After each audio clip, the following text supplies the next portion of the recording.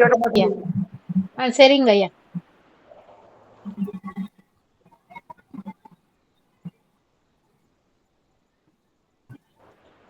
சுக்கரையா பேசுறது கேட்க மாட்டேங்குதுங்க. ஒரே நிமிஷம்.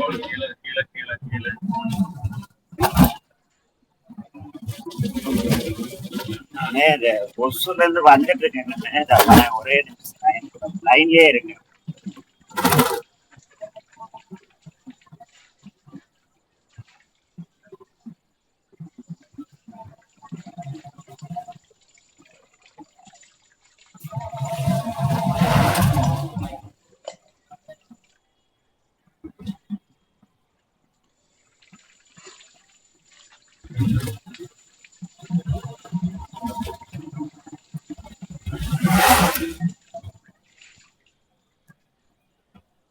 இன்று நேற்று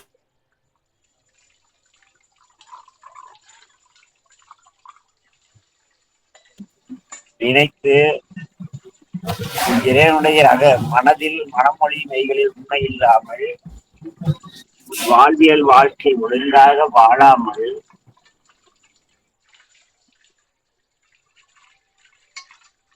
கூட அது எதுவுமே இறையருளையோ இறைவனை அரிசத்து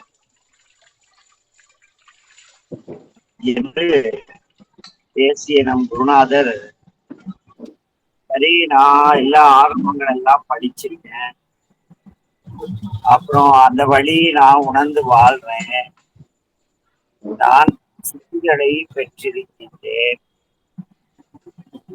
அப்படின்னு சொல்லிட்டு இருக்கிற எல்லாருக்குமே கூட மனதில் சித்தத்திலே சலனம். சித்தம் தெளிவா இருந்தாதான் வாழ்க்கை தெளிவா, மனது தெளிவா இருந்தால் சித்தம் தெளிவடையும். யார் அந்த உயர்நிலை பெற்றவர்கள் என்றால் சித்தம் தெளிந்து சிவமானார் அப்படின்றார். அந்த சித்தம் தெளிவில்லாமல் இருக்கும் நிலை நமக்கு இருக்குமானால் நாம் கண்டிப்பாக ஆசான் பயிற்றுவித்த வழியிலே நாம் வாழவில்லை என்பது உறுதி. வருவது தானே வரும், ஏற்றுக்கொள்ளாரு, ஏற்றுட்டோம், வருது போது, சலனம் இல்லை. வருவதை ஏற்றுக்கொண்டோம், சலனம் இல்லை. அதே எதிர்த்து பேசி அதே புரிஞ்சு அப்படின்னு இது மாயா வினைகளை கடந்து நான் வாழ்கிறேன் என்று குரு சொன்னா ஏற்றுக்கணும். தான் எல்லாம் செய்கிறார், என்ன இறைவன் தான் எல்லாம் செய்கிறார், என் செயல் ஆவது யாதொன்றும் அறிகிறேன் என்று தெளிவாக உணர்ந்து எல்லாம் சிவனருளால் செய்யப்படுகிறது என்பதை தெளிந்து நீ உன் வாழ்க்கையில் குழப்பமின்றி சிறப்பாக வாழ்வாயாக அப்படின்னு ஆசான் சொல்லிட்ட. எல்லாத்தையும் சிவன் செய்து போயிட்டு, ஏன்னா எல்லாம் நல்லது மட்டுமே நடக்கும். தீது அறியாத தெய்வம் அவர், பிழை செய்யாத தெய்வம், பிழை செய்தாலும் மன்னித்து அருளும் தெய்வம்.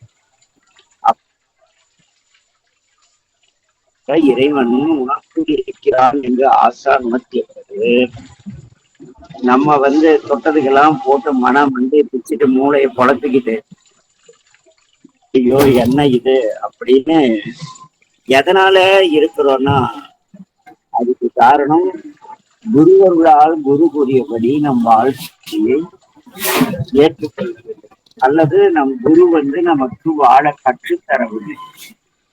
குரு தெளிவில்லாமல் இருந்தால் மாணாக்கன் தெளிவடைய முடியாது.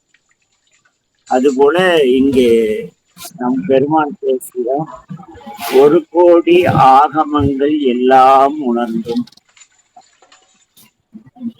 1 கோடி ஆகமம் இருக்கான் உலகத்துல, அத்தனையும் படிச்சு தெளிவா வழி உணர்ந்து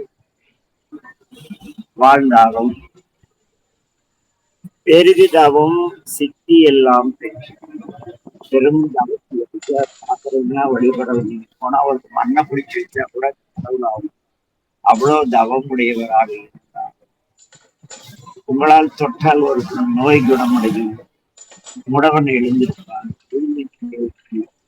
இப்படி பெரிய மலையை கடுகாக தூக்க முடியும். என்ன பெரிய கடுகை மலை போல மாற்றம் செய்யலாம். இப்படி சித்திகள், அட்டமா சித்தி இதையெல்லாம் பெற்றால் 1,00,00,000 ஆகமங்கள் எல்லாம் வந்தும் பெருகுதவம் சித்தி எல்லாம் பெற்றும். எனக்கு இப்படி மனசு குழம்பிட்டே தெரியுது. எவ்வளவு படிச்சுட்டேன், எவ்வளவு பேசிட்டேன், எங்கெங்கயோ போனேன், அதை பார்த்தேன், இவரை பார்த்தேன், இந்த புத்தகம் படிச்சேன், இந்த புத்தகம் படிச்சேன், அந்த யோகா போனேன், வள்ளலார் படிச்சு திருமுறை படிச்சேன். எனக்கு மனது தெளிவடையவில்லையே, செய்வது என் சித்தத்தை. ஐயோ, சித்தமே குழம்பி போச்சுக்காம எல்லாரும் வார்த்தை சொல்லுமோ. ஆனா நம்ம சித்தம்ங்கிறத ஒண்ணு நம்ம பிரச்சனை வராச்சு. சித்தம் அன்னைக்கே சித்தத்துல பட்டது பாஸ். இதை செய்யாதேன்னு செய்யாத இருந்திருந்தா இந்த பிரச்சனையே வந்திருக்காது. ஆக நீங்கள் என்ன கற்றாலும் என்ன தவம் செய்தாலும் அட்டமா சித்திகள் எல்லாம் பெற்றிருந்தாலும் குருவர்களால் வைத்தபடி, குரு எல்லாம் சிவன் சொல்றாரா, அது வைத்தபடி இருக்கணும். குருவர்களால் வைத்தபடி இருக்க மாட்டாத மாட்டார். யாரெல்லாம் வந்து ஐயா சொல்லுவாரு, ஐயா என்ன புள்ளையா குட்டியா, அவருக்கு என்ன புள்ள குட்டி இருந்தா இப்படி வந்து எல்லாம் சிவன் செயல்னு அவரு சொல்லுவாரு. தனிமாறு நான் குடும்பத்தை எப்படி கேட்டு நடக்கிறது, கவலைப்படாதப்பா, அந்த பிரச்சனை சரியாகும், உன் வறுமை நீங்கும், உன் குழந்தைகள் எல்லாம் ஆரோக்கியமாக இருப்பார்கள். ஆனால் நீ எப்படி இருக்க வேண்டும், என்ன தவம் என்னும் அந்த நற்றவம் என்னும் அன்புடையவனாக இருக்கு. எல்லாருக்கும் நீ அன்பு காட்டக்கூடியவனாக இருந்தால் என்ன உனக்கு மன நிம்மதி இருக்கும் அப்படின்னு குரு சொன்னார். இல்ல ஐயா சொல்லிட்டாரு, அவரு நிலை வேறு, நம்ம நிலை வேறு அப்படின்னு குருவர்களை விதித்ததை, குரு சொன்னதை மெய்குரு, அது குருல 2-3 இருக்கு. பொய்குரு, மெய்குரு, சிவகுருன்னு இருக்கு திருமந்திரத்துல. அந்த சிவகுருவாகிய குருஞான சம்பந்த பெருமான் விதித்தபடியே என்ன நற்றவங்கள் செய்தும் யார் இருந்தார் நீதிபடி, அந்த அவர் கூறிய அந்த நீதி வழிப்படியும் அன்பின் வழியும் நாம் வாழ்ந்தாருடைய மனதிலே சித்தம் தான், சித்தம் குழம்பி போயிருக்கும் என்று இந்த பாடல் என்ன சொல்லுங்க. 1,00,00,000 ஆகமங்களை நீங்கள் கற்றாலும் சரி, பெரும் தவம் செய்தாலும் சரி, அட்டமா சித்திகள் பற்றியிருந்தாலும் சரி, நல்ல நம் பொருட்டு நம் மாதா 4 பேரு குரு, 3 பேரு முக்கியமா குரு. மாதா அம்மா குரு, அன்பை பழக்கி. அடுத்தது அப்பா, கண்டித்து வளர்க்க கற்றுத் தருபவர், கண்டிப்பை கற்றுத் தருபவர். மாதா பிதா குரு. குருன்னா அவர் எப்படின்னா எந்த பிரதிபலனையும் எதிர்பார்க்காம அம்மாவை போல அன்பு காட்டி அப்பாவை போல கண்டித்து மாணாக்கனை ஆளாக்குவதுதான் குரு. ஆக மாதா குரு, பிதா குரு, அப்புறம் ஆசான் குரு. இவங்க எல்லாம் எப்படி இருந்தா குருனா தெய்வ நிலையிலே இருந்தால் குரு. அம்மா தெய்வத்தை போன்ற அருளுடையவளாக இருக்கும், அப்பா தெய்வத்தை போன்ற அருளுடையவராக இருக்கும், குரு தெய்வத்தை போன்ற அருளுடையவராக. ஆக மாதா பிதா குரு மூவரும் தெய்வ நிலையிலே எல்லாரிடத்தும் அன்பு காட்டும் நிலையில் இருந்தால் அவருக்கு குருன்னு பேரு. அம்மாவை போல அன்பு காட்டி அப்பாவை போல கண்டித்து என்ன நமக்கு நல்வழியிலே நல்வழிகளை அந்த நீதி வழி நற்றவங்கள் அதெல்லாம் அவரு முன்பு சொன்னார் அல்லவா. நம்முடைய பெருமான் என்ன சொன்னார், ஏதாவது வகுப்புல யாருக்காவது ஞாபகம் இருக்கா? கைலாஸ், என்ன கைலாஸ் சொன்னாரு? நீதி வழி அறிவித்து சித்திமுத்தி பற்றி அறிவித்து அன்பாகிய நற்றவத்தை நமக்கு போதித்த அந்த ஆசான் பொருளீட்டெல்லாம் கற்றுக் கொடுக்க கூடாது. வேள்வி செய்ய, கும்பாபிஷேகம் செய்ய, கர்மாதி செய்ய, கல்யாணம் பண்ணு, ஊடு கிரக பிரவேசம் பண்ணு, இவ்வளவு சம்பாதிச்சுக்க அப்படி சொல்றவன்லாம் குரு கிடையாது. நீதி வழியை கற்றுக்கொண்டு சித்திமுத்தியின் நிலையாமை உணர்த்தி எல்லாரிடத்தும் பாகுபாடற்ற அன்பு காட்டக்கூடிய அந்த 5 கடமைகளை நமக்கு போதித்து அந்த ஆசான் இருக்கிறார் அல்லவா, அந்த அறவழி வாழும் ஆசானுடைய என்ன அவர் அருளிய வண்ணம் எல்லாம் சிவன் செயல் என்று ஏன்னா அவரே தெளிவா சொல்லுவார். என்ன காண்பதும் போய், கேட்பதும் போய், காரியம் போய், காரியம் போல் இதமாய் உண்பதும் போய், எவ்விடத்தும் போகமும் போய், எப்ப மாண்பாக தோற்றி இன்ப வெள்ளமாய் துண்ணி என்னுள் சம்பந்தன், என் குருநாதனாகிய சம்பந்தன் என்னுள் வீட்டிருப்பது ஒன்றுமே மெய் என்ற தெளிந்த ஆசான். என்ன அந்த ஆசான் இருக்கிறார் அல்லவா, அந்த ஆசான் விதித்தபடி இருக்கிறாத மாந்தற்கு சித்த சரணமாம் தினம் 1 கோடி ஆகமங்கள் எல்லாம் உணர்ந்தும் பெருகுதவம் சித்தி எல்லாம் பெற்றும் குருவர்களால் வைத்தபடி இருக்க மாட்டாத மாந்தற்கு சித்த சரணமாம் தினம். யாரு மனதவுடன் சும்மா குழம்பிக்கிட்டே தெரியவாங்கன்னா ஆசான் கூறியபடி வாழாதவர். அல்லல் பெருமான் பேசுவார். என்ன புலம்பதில் விட்ட பிறகுதான் அருட்சோதியை கண்டதாக, புலம்புதல் விட்டு புறப்பட்ட போது அருட்சோதியை கண்டேன் என்று பாடுவார். இந்த புலம்புதல் என்னன்னா அந்த சித்தங்குள்ள அவனுக்கு சித்தம் குழம்பிடுச்சுப்பா, எப்ப பாரு குழம்பிட்டு இருப்பான் அப்படின்னு ஒரு சொல் வழக்கு உண்டு. ஆக அந்த சித்தம் புலம்பாமல் யார் ஒருவர் சித்தத்திலே சலனம் இல்லாமல் இருக்கிறார்கள் அவர்களே சிவமாம் தன்மையை பெறுவார்கள் என்பது இந்த பாடலுடைய பொருளாக ஆசான அடியேனுக்கு உணர்த்தியது. ஆக என்ன படிச்சாலும் என்ன பண்ணணும், ஆசான் உனக்கு எதை ஆசானா அந்த டுபாக்கூர் ஆசானா கிடையாது, பொருளீட்ட கற்றுத்தரவெல்லாம் ஆசானே கிடையாது. நம்மளா வாத்தியார் பள்ளிக்கூடத்துல போய் படிச்சுட்டு நீ ஒரு டிகிரி வாங்க, காலேஜுக்கு போ, டாக்டராவு இன்ஜினியராவு பணம் சம்பாதி கற்றுக் கொடுக்குறோம். நீ கும்பாபிஷேகம் போய் செய்ய, கருமாதி பண்ணு, கல்யாணம் பண்ணு, கிரக பிரவேசம் பண்ணி ஏதோ பண்ணு, என்ன இந்த வேள்வி செய், அந்த வேள்வி செய், பரிகாரம் பண்ணு, இந்த திருமுறை பாடி பரிகாரம் பண்ணு, அந்த திருமுறை பாடி கும்பாபிஷேகம் பண்ணுன்னு. கும்பாபிஷேகம் பண்ணு திருமுறை கிடையாது. ஆனா இதையெல்லாம் சொல்லி காசு சம்பாதிக்க கற்றுக் கொடுக்குறவங்க எல்லாம் வாத்தியார், குரு கிடையாது. அந்த நீதி வழி அறிவித்து சித்திமுத்தியின் நிலையாமை உணர்த்தி அன்பினும் நற்றவத்தை எவன் போதிக்கிறானோ அந்த குரு வைத்தபடி இருக்க மாட்டாத மாந்தற்கு சித்த சலனமா தினம்.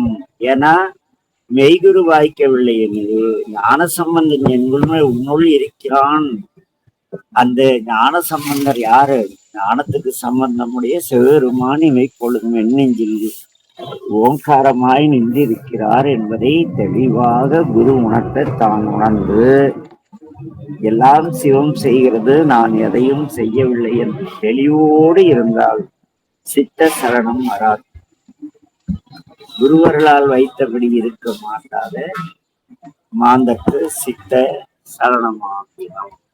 எதிரியும் சித்த சரணம்னா எதிரியுமே திருப்தி இருக்காது, எவ்வளவு சம்பாதிச்சாலும் திருப்தி இருக்காது, எவ்வளவு நல்ல இல்வாழ்க்கை அமைஞ்சாலும் திருப்தி இருக்காது, எதுவுமே திருப்தியே இருக்காது, சும்மா குழப்பிட்டே திருப்பி. எண்ணத்தை அப்படின்னு. அதான் சித்த சரணம். எண்ணத்தை படிச்சு நமக்கு எங்க கிடைக்க போகுது?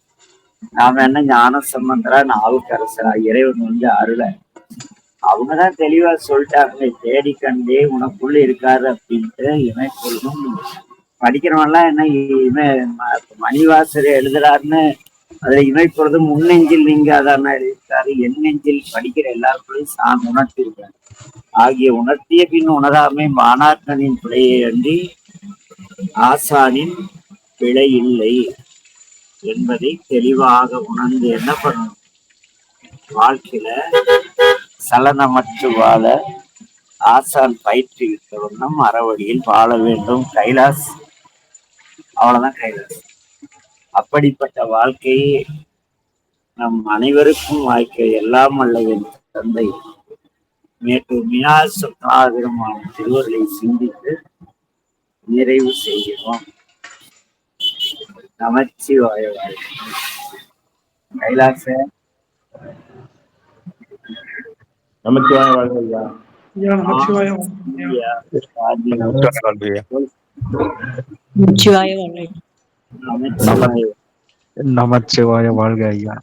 நமச்சிவாய வாழ்க ஐயா. நமச்சிவாய வாழ்க. கைலாஸ் கருத்து என்ன இருக்கு? ஐயா நமச்சிவாய வாழ்க ஐயா. எல்லாருக்கும் நமச்சிவாய வாழ்க. சொல்லு கைலாஸ். இல்லைங்க, எத்தனைதான் நம்ம படிச்சு என்னதான் பண்ணாலும் நீங்க சொன்ன மாதிரி குருவுடைய வாக்கை கடைப்பிடிச்சு வாழாத அளவுக்கு சித்த சலனம்ங்கிறது உண்டாயிட்டு தான் இருக்கும். ஆனா அந்த குரு நீதி வழி உணர்த்தி அண்டமா சித்திகள் சுத்தியை பற்றி எல்லாம் இதெல்லாம் பயன் தராது. இப்படி இருந்தாதான் பயன் தரணும். இந்த அறவழி வாழ்க்கையும் அன்பாகிய நற்றவத்தையும் பயிற்றுவிக்கவில்லை என்று அவன் குருவே கிடையாது. அதான் முதல்ல யார் அறிவார் நீதிவெளி, யார் அறிவார் நற்றவங்கள், யார் அறிவார் சித்தி முக்தி அன்பனைத்தும் அப்படின்னு சொல்லி அந்த முதல் பாட்டுல எழுதிட்டாங்க ஐயா. ஆமா, இதை எவன் உணர்த்துறானா அந்த குரு விதித்தபடி இருக்கலன்னு. கண்டிப்பா கண்டிப்பா.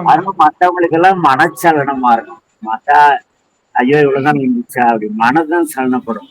ஆனா நல்ல நீதி இல்லாம அறிவித்து இதை வாழாம நம்ம டுபாக்கோ வேலை பண்ணிக்கிட்டு சித்தத்திலேயே சரணம் இத்தனை கொலைப்படும். கண்டிப்பா அதுதான் தேடல் இருக்கும் பொழுதுதான் அந்த தெளிவு கிடைக்க வேண்டிய காலத்துலதான் சித்த சரணம். சித்தம் தெளிந்து சிவமானார் எல்லாருக்கும் ஒத்தடிமையான குடினான் பராபரம் என்று. சிவமாக வேண்டுமானால் சித்தம் தெளிய வேண்டும். சித்தம் தெளிய எனக்கு சிவமயமே தானே சொல்றாரு.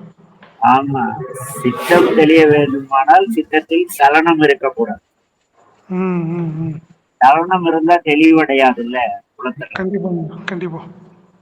மனமாகிய குலத்தில் சலனமாகிய அந்த ஏதோ ஒரு கல்லு விழுந்து அலையலையா போயிட்டு இருக்கிற வரைக்கும் அது என்ன அது தெளிவடையாது. கண்டிப்பா. ஒரு என்ன படிச்சாலும் என்ன பண்ணாலும் ஒரு நல்ல ஆசான் பயிற்றுவித்த வண்ணம் வாழவில்லை.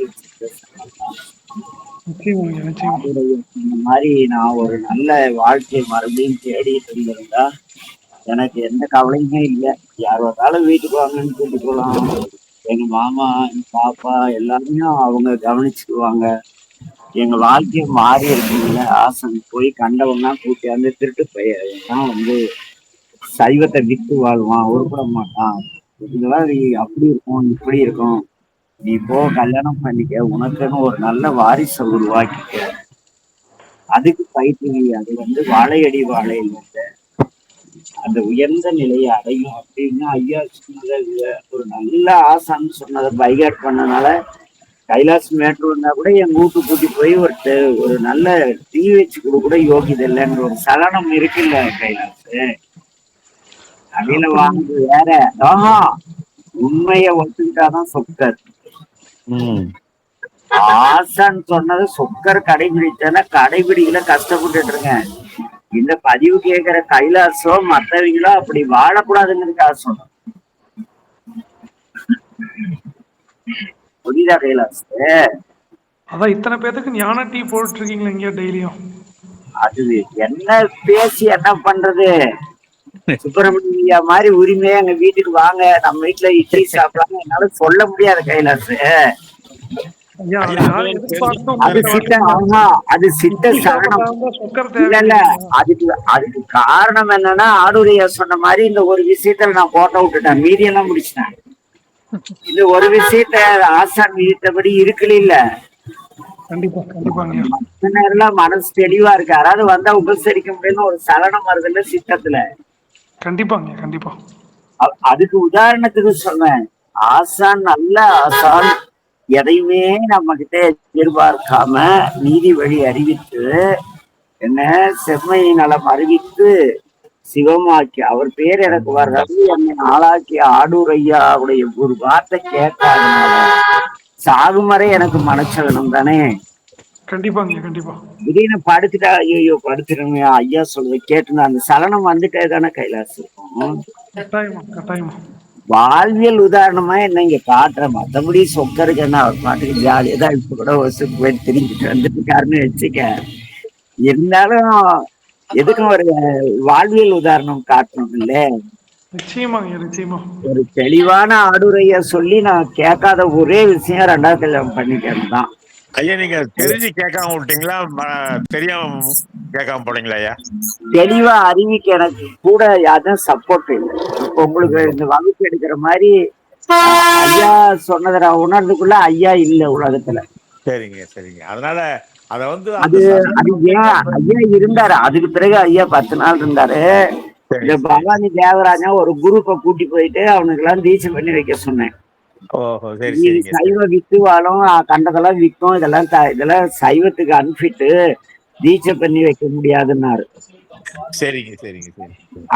அதுக்கு கோவிச்சுக்கிட்டு என்ன நீ போய் கல்யாணம் பண்ணிக்க, நல்ல பிள்ளைகளை பெற்று சைவத்தை குடும்பத்தோட கொண்டு வா, விதை எதுவோ அதான் சுர, அப்பா அம்மா அப்பன் தண்ணி அடிக்கிறவ, அம்மா ஒழுக்க குறைவானவ, இதுகளுக்கெல்லாம் சண்டாள நாய் போவான் உருப்படாது, இவன் சமுதாயத்துக்கு எடுத்து போடுவான்னு ஐயா சொன்னதுனால வீம்புக்கு வந்து அவனுக்கு அங்க விநாயகர் கோயில்ல வச்சு குளிக்க வச்சு தட்சிணாமூர்த்தி கிட்ட கூடுதுறையில தீட்சை கொடுத்துட்டு ஐயா கிட்ட நான் 10 வருஷம் இந்த நாயினால பழகாத இருந்தேன்.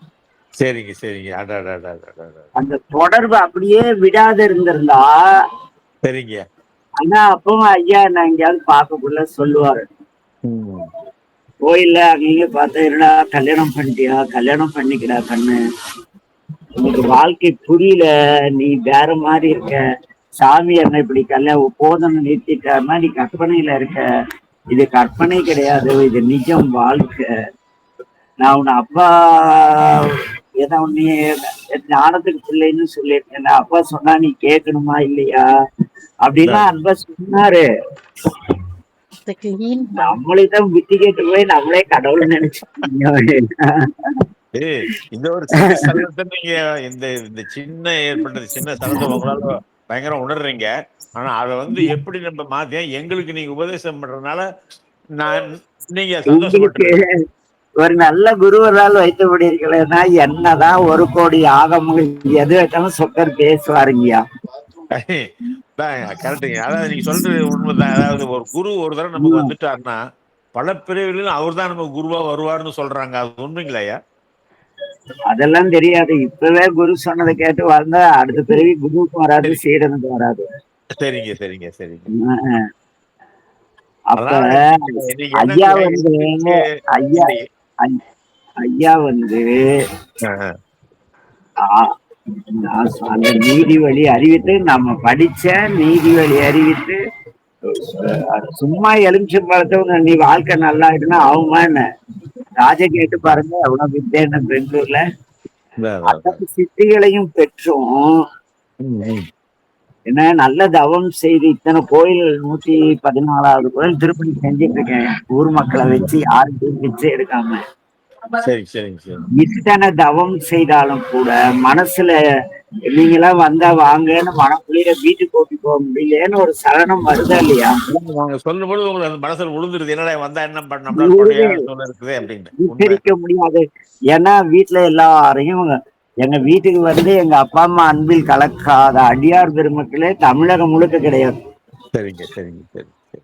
அப்படி வாழ்ந்துட்டு நம்ம வீட்டுக்கு வந்துட்டு கைலாஸ் கூட்டி போய் வீட்டுல ஒரு டம்ளர் டீ வச்சு கூட எனக்கு யோகிதரத்துல எனக்குள்ள ஆசான் விதித்தபடி நல்ல ஆசான். அவர் எங்கிட்ட அதிகமே எதிர்பார்க்காத சிவகுரு. ஐயா ஆஹ் நீங்க இருந்த நிலைமைங்காட்டிக்கு தாங்க இப்ப எல்லாத்தையும் உங்க வீட்டுக்கு கூப்பிடுறீங்க. உங்களுக்கு ஏதாவது ஏறுமாறா இந்த 2வது கல்யாணம் ஆயிருந்ததுன்னா வீட்டுக்கே கூப்பிட்டுருக்க மாட்டீங்க. நீங்களே ஒரு மன உளைச்சல்ல தாங்க இருந்திருப்பீங்க. ஐயா அப்படி இல்லை, என்ன ஆசான் வாழ்ந்ததுன்னா இதை விட சிறப்பா உங்களுக்கு செஞ்சிருப்பேன். உங்களுக்கு புரியாது அந்த அவசியம்.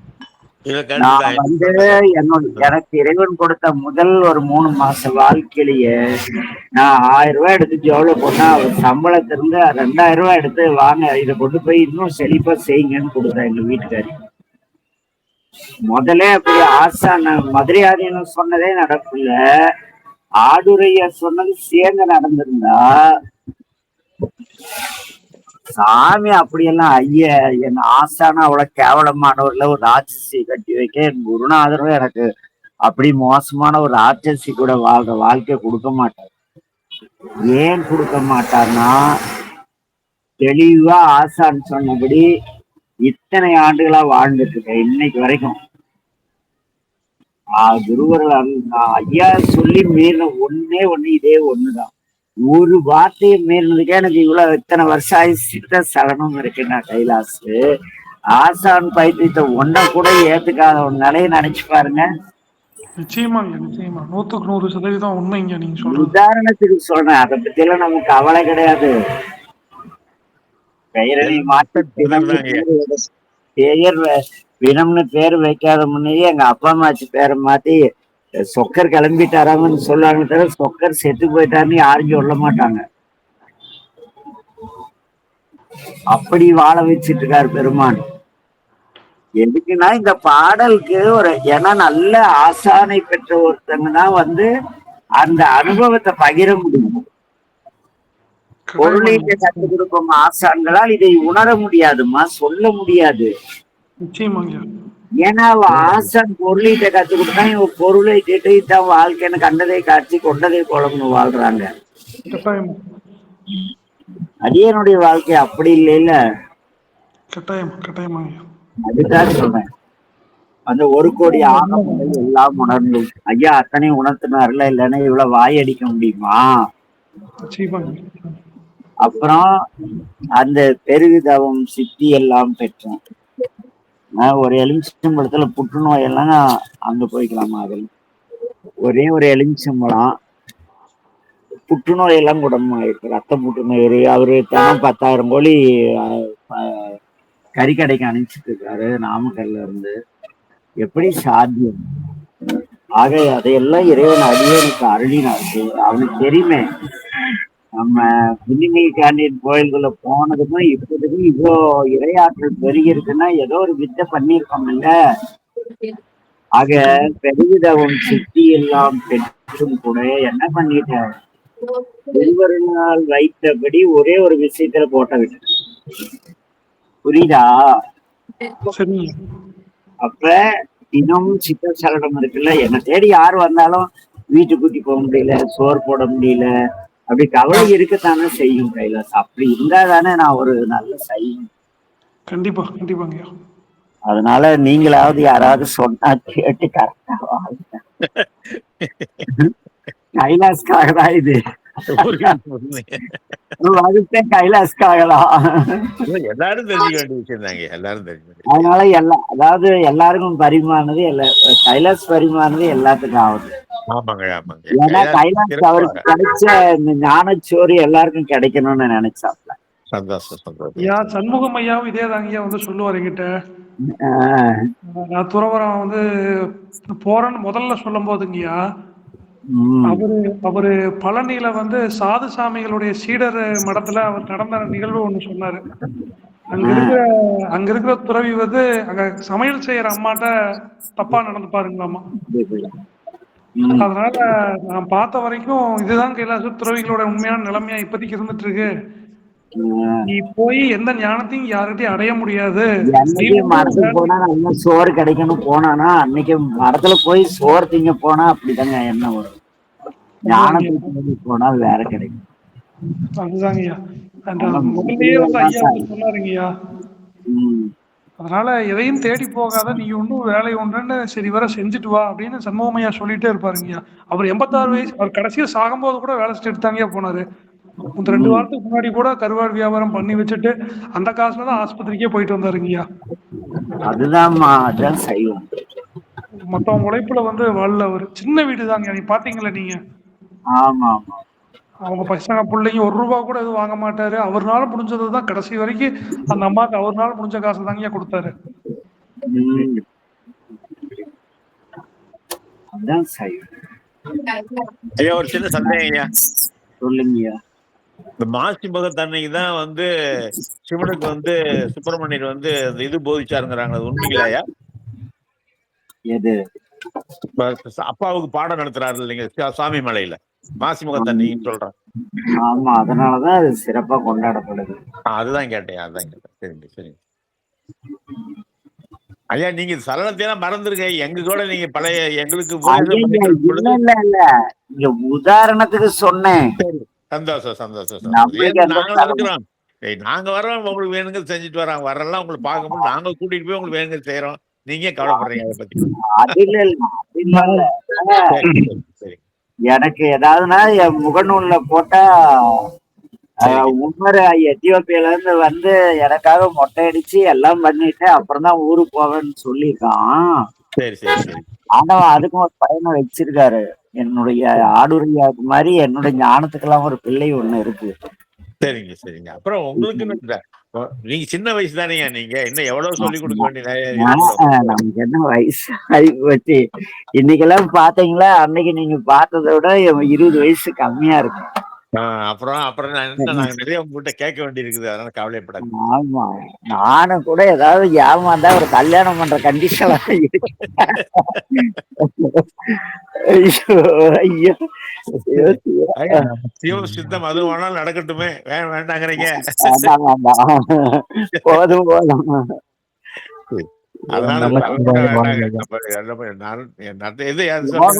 லோகநாதன் ஒரு பொண்ணு பார்த்து கல்யாணம் பண்ணி வச்சிடலாம்.